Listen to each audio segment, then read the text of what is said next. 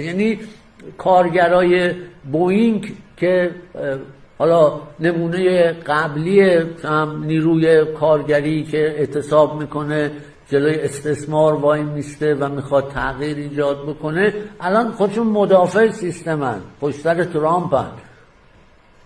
کسی که نیست تمام اونایی هستن که به عنوان آدم زیادی disposable population در قالب همین لاتینی تبار و سیاه و مهاجر و بیکار و سفید فقیر اصلا بیرون سیستمن، یعنی اصلا آدم حساب نمیشن که بعد بخوان اصلا استثمار بشن. خیلی از خداشونه یه کسی برای یه جای استثمارشون کنه.